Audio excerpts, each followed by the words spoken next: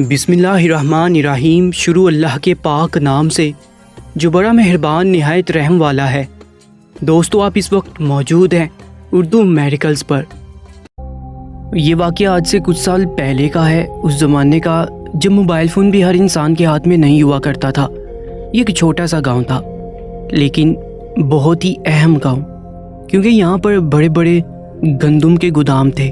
اس گاؤں کا ایک قبرستان ان دنوں بہت زیادہ مشہور تھا، کیونکہ یہ قبرستان 600 سال پرانا تھا۔ اس قبرستان کے بالکل سامنے ایک بہت بڑا گودام بھی تھا۔ لوگ اکثر اس گودام میں کام کرنے سے کتراتے تھے، کیونکہ قبرستان کی دیوار ساتھ ہونے کی وجہ سے وہ لوگ کافی ڈر جایا کرتے تھے۔ میرا نام احمد ہے، مجھے بھی اسی گودام میں کام کرنے کی نوکری ملی تھی۔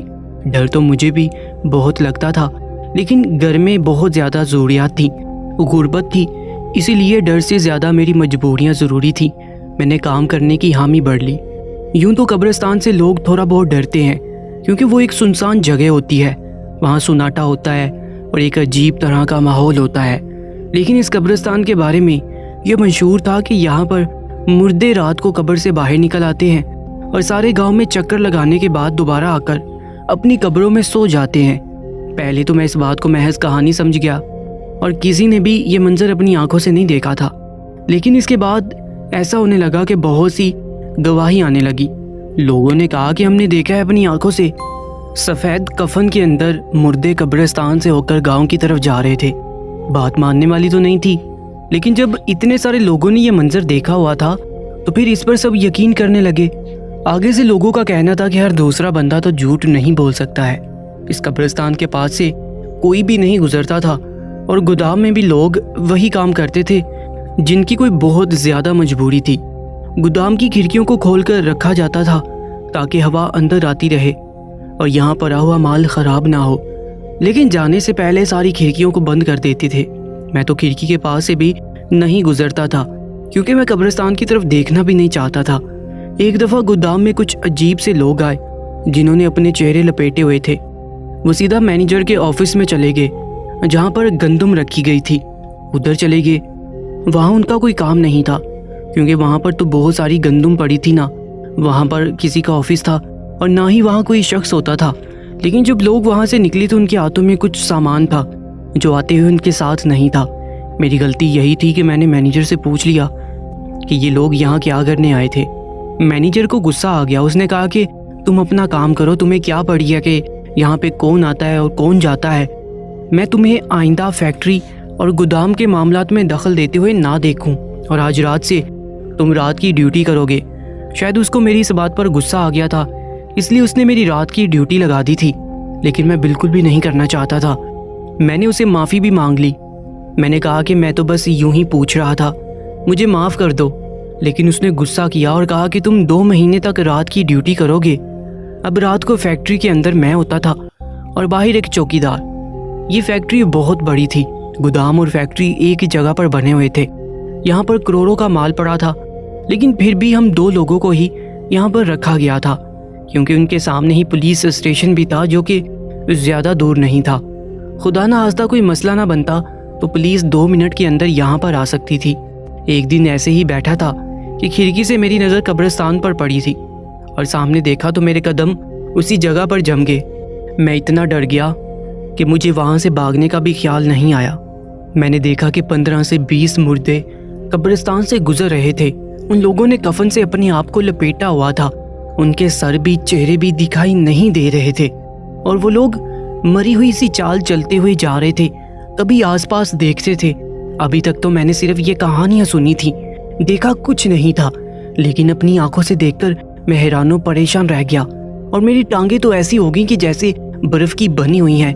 میں ہل نہیں پا رہا تھا۔ جب وہ لوگ وہاں سے چلے گئے تو پھر کہیں جا کر میری جان میں جان آئی، بری طرح سے چلانے لگا۔ چوکیدار کو بھی یہ بات بتائی، وہ بھی تھوڑا ڈر گیا، لیکن اس نے کہا کہ اب کیا کریں، ہم کیا کر سکتے ہیں۔ اگلے دن مجھے اتنا تیز بخار ہو گیا کہ 3 دن تک میں بخار میں تڑپتا رہا۔ میری 3 دن کی دہاڑی بھی ضائع ہوگی، لیکن چوتھے دن اٹھ کر فیکٹری چلا ہی گیا۔ اب تو میں غلطی سے بھی قبرستان کی طرف دیکھتا بھی نہیں تھا۔ میں نے چوکیدار کو اپنے ساتھ لیا اور مینیجر سے بات کرنے گیا۔ میں نے کہا کہ میری نائٹ ڈیوٹی ختم کر دی جائے चौकीदार ने भी बताया कि ये बहुत डर गया था। 3 दिन तक बुखार में भी पड़ा रहा है।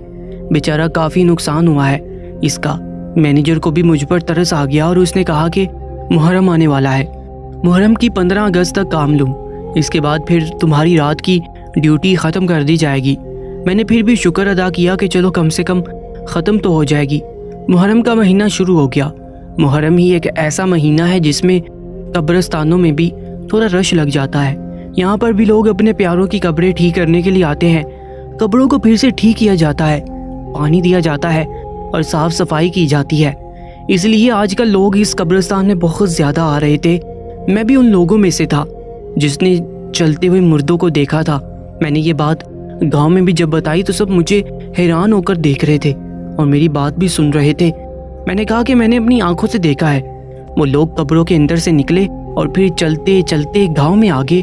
लोगों ने कहा कि अगर वो गांव में आते हैं तो वो गांव में क्या करते हैं, कहीं वो हमारे छोटे बच्चों को उठाकर ना ले जाए या किसी का खून ना पी जाए। लोग तो अजीबोगरीब किस्म की बातें कर रहे थे। मुझे भी बहुत डर लग रहा था क्योंकि मैंने अपनी आंखों से सब कुछ देखा था और सब ने मेरी तारीफ की कि तुम तो बड़े बहादुर हो। ये सब कुछ देखने के बाद भी तुम उसी फैक्ट्री में काम कर रहे हो। तो मैंने कहा कि क्या करूं, फिर काम तो करना है। लेकिन अभी हम लोग यहीं बैठ के बात कर रहे थे। गांव के चौक में वहां पर एक आदमी था और उसने कहा कि मैं तुम्हारी बात नहीं मानता, तुम लोग झूठ बोल रहे हो, ऐसा कभी हो ही नहीं सकता। एक दफ़ा जो शख्स मर जाता है वो इस दुनिया से चला जाता है, फिर ये कैसे हो सकता है कि वो रात को अपनी कब्र से निकले और इधर उधर सैर करके दोबारा जाकर कब्र में सो जाए। मेरे साथ कुछ लोग बैठे थे, उन्होंने कहा कि ये मजाक क्यों करेगा। इस गांव में ये इकलौता नहीं जिसने ये मंजर देखा है। ये तो काफ़ी महीनों से हो रहा है और भी बहुत से गवाही दे चुके हैं, ये सब कुछ देखा है उन्होंने भी। फिर हमें झूठ बोलकर क्या मिलेगा। उस शख्स ने कहा कि ऐसा नहीं हो सकता, आप लोग झूठ बोल रहे हैं और अगर झूठ नहीं बोल रहे हैं तो कहानी बना रहे हैं और ये कहानी बनाने से आपकी बात हो रही है ना। मैं हैरान हो गया कि कोई इतनी बड़ी कहानी क्यों बनाएगा और इस तरह के झूठ क्यों बोलेगा। जब वो शख्स वहाँ से चला गया तो मैंने पूछा कि ये कौन है। तो एक बंदे ने कहा कि ये एक पुलिस वाला है, शहर में काम करता है, आजकल यहाँ छुट्टी पर आया हुआ है। शहर वाला है ना, इसलिए इस तरह की बातों पर यकीन नहीं करता है। कल दूध वाले की दुकान पर खड़ा होकर इसे भी बातें सुना रहा था कि तुम मिलावट करते हो, कराने वाले को भी कह रहा था कि तुम कम तोलते हो। इसको तो लगता है बस यही मसला है। मैंने कहा कि इतना ये अगर बहादुर है तो इसको कहो कि एक रात कब्रिस्तान में गुजारे। अगर इसने अपनी आंखों से वो मंजर नहीं देखा तो फिर मेरा नाम बदल देना। मैं तो बिल्कुल झूठ नहीं बोल रहा था क्योंकि मैंने अपनी आंखों से सब कुछ देखा था। मैं जानता था कि वो झूठ बिल्कुल भी नहीं था। वो पुलिस वाला शायद गया तो था पर गया नहीं था और वहीं से वापस आते हुए भी इधर से ही गुजर रहा था। जो मैंने कहा कि इतनी हिम्मत है तो एक रात कब्रिस्तान में गुजारे, तो उसने मेरी बात सुन ली और उसने कहा कि आज रात को आऊँगा मैं कब्रिस्तान में। वैसे मुझे यकीन नहीं था कि उसने मेरी बात सुनी है या नहीं और वो यही कहकर वहाँ से चला गया। मैंने भी गांव वालों को कहा कि मैं तो इधर ही होता हूँ, खिड़की के पास ही मेरी ड्यूटी होती है, देखूंगा कि ये आता है या नहीं और फिर इसकी क्या हालत होती है। तुम सबको सारी कहानी सुनाऊंगा। गांव वालों ने कहा कि हाँ ठीक है, ज़रूर, आज तुम इस पर नज़र रखना। आज तो मेरी नज़र कब्रिस्तान पड़ी थी। वैसे तो मैं डर भी रहा था। एक दफ़ा तो पहले मैं वो मंजर देख चुका था, लेकिन फिर भी ये सोचकर ही मैं डर जाता था कि मुर्दे कब्रों से निकलकर चल रहे हैं। मैं दोबारा कोई मंजर नहीं देखना चाहता था क्योंकि एक दफ़ा देखकर कौन सा मैंने बर्दाश्त किया था। 3 दिन तक तो मुझे बुखार हो गया था। मैंने देखा कि वो पुलिस वाला वहाँ पर आ गया और पुलिस वालों की तरह ही आसपास देख भी रहा था। थोड़ी देर के बाद एक कब्र की सेटिंग करने लग गया। शायद वो उसके बाप की कब्र थी या शायद दादा की। फिर मैं ये देखकर हैरान रह गया कि वो अकेला नहीं आया था बल्कि उसके साथ 2 पुलिस वाले और भी थे। लेकिन थोड़ी देर के बाद वो शख्स छुप गए। फिर दूर से मंजर साफ नज़र नहीं आ रहा था। वो किस कब्र की आड़ में छुप गए थे और फिर वहीं पर वही हुआ जो होना था। अचानक से ढेर सारे मुर्दे न जाने कहाँ से वहाँ आ गए और उस कब्रिस्तान में से मरी हुई चाल चलकर गुजरने लगे। लेकिन ये देखकर तो मेरे कदमों तले से ज़मीन निकल गई कि पुलिस वाले ने जाकर एक मुर्दे का गला पकड़ लिया और उसे ज़मीन पर धक्का दे दिया। बाकी के मुर्दे ये मंजर देखकर भागने लगे, लेकिन उसे भी पुलिस वालों ने पकड़ लिया। वहाँ पर गोलियाँ चलने की आवाज़ आई। मैं हैरान परेशान रह गया। चौकीदार भी उस तरफ आ गया देखने के लिए कि क्या हो रहा है। اور ہم یہ دیکھ کر حیران رہ گئے کہ وہاں پر تھوڑی دیر کے بعد پولیس آ گئی اور سارے مردوں کو پکڑ کر لے گئی۔ صبح اس پولیس والے نے گاؤں والوں کو اکٹھا کیا اور کہا کہ آپ جس چیز سے ابھی تک ڈرتے رہے ہیں اس کی حقیقت میں آپ کو بتاتا ہوں۔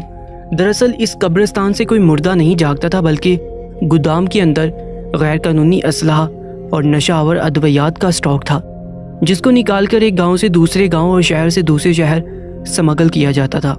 لیکن یہاں سے بھاگنے کے لیے ان کو اس قبرستان کے راستے سے گزرنا پڑتا تھا اور پولیس چوکی بالکل سامنے ہی تھی، اسی لیے یہ لوگ مردوں کا حلیہ بنا کر وہاں سے سامان لے کر گزر جاتے تھے تاکہ کوئی ان کے اوپر شک نہ کرے، کیونکہ اگر یہ ویسے وہاں سے گزرتے تو یہ پکڑے جاتے۔ جن کو آپ مردہ سمجھ رہے ہیں وہ چور اور سمگلر تھے، کیونکہ جو میں نے ان کو دیکھا ان کے ہاتھوں میں سامان تھا۔ بھلا مردوں کے ہاتھوں میں سامان کا کیا کام تھا؟ اس لیے بلا خوف ہو کر میں نے ان پر حملہ کر دیا۔ ہم سارے گاؤں والے حیران بھی تھے اور ہمیں اپنے اوپر افسوس بھی ہوا تھا۔ ہم لوگ اتنے بے وقوف تھے، اتنے عرصے تک ہم لوگ ان لوگوں سے ڈرتے رہے، یہ سوچتے رہے کہ یہ مردے ہیں، اور وہ لوگ بھی کتنے چلاک تھے جنہوں نے اس طرح کا طریقہ نکالا۔